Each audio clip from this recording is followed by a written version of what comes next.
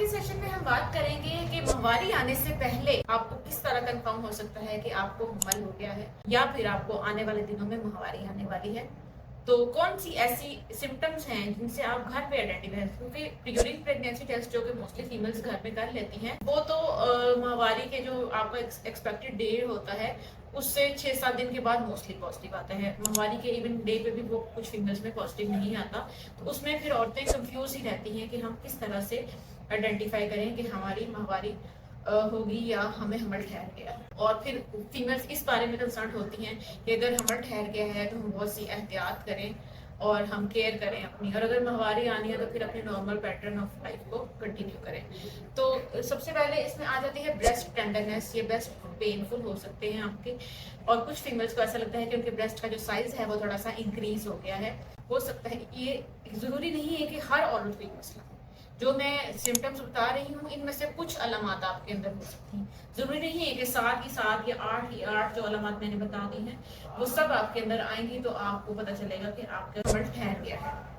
दूसरे नंबर पे क्या हो सकता है, मॉर्निंग सिकनेस हो सकती है। सुबह उठने पे खास तौर पे दिल मतला सकता है या फिर थकावट ज़्यादा महसूस होती है, जिस्म टूटा टूटा महसूस हो सकता है, जिस्म का दर्जा हरारत थोड़ा सा ज़्यादा फील हो सकता है, और नींद जो है वो थोड़ी सी ज़्यादा, यानी सुस्ती जो है वो थोड़ी सी ज़्यादा फील होती है। तीसरे नंबर पे क्या हो सकता है कि विजाइनल डिस्चार्ज हो सकता है, जिसको स्टिकी एग वाइट की तरह जो डिस्चार्ज है वो मोस्टली फीमेल्स में हार्मोन्स जो है वो जब चेंज होते हैं तो उनमें वो डिस्चार्ज होता है।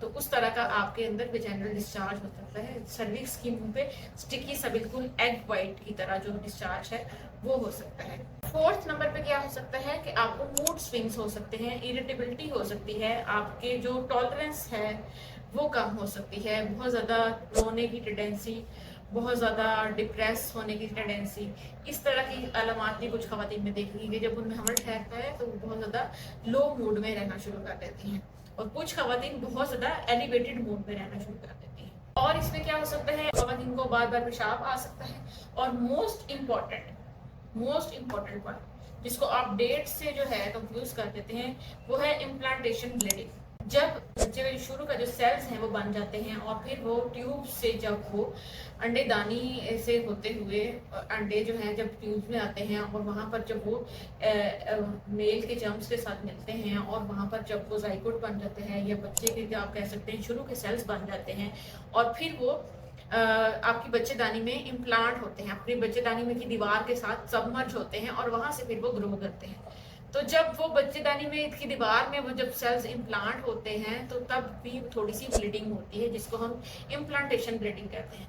और बहुत सी औरतें उसको डेट से कंफ्यूज कर जाती हैं, उनको लगता है कि बस कुछ स्पॉट्स लगे हैं, थोड़ी सी ब्लीडिंग हुई है और अब अगले दिनों में हमें फ्लो के साथ प्रॉपर डेट स्टार्ट हो जाएगी।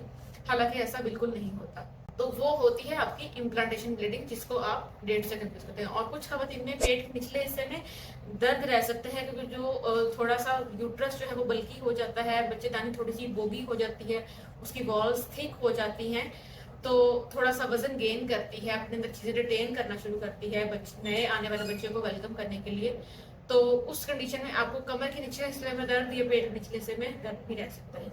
और बहुत सी खवातीन को इसके साथ ही पेशाब का इन्फेक्शन भी बहुत कॉमनली हो जाता है, तो उनमें बार बार वॉशरूम आना या जलना या इस तरह की वॉशरूम की जलने वाली कैफियत होती है, तो वो उसको भी कंफ्यूज कर लेते हैं पेशाब के इन्फेक्शन से, हालांकि वो हमल के शुरू की अलामत हो सकती है। इसके साथ ही हमारा आज का सेशन कंप्लीट होता है।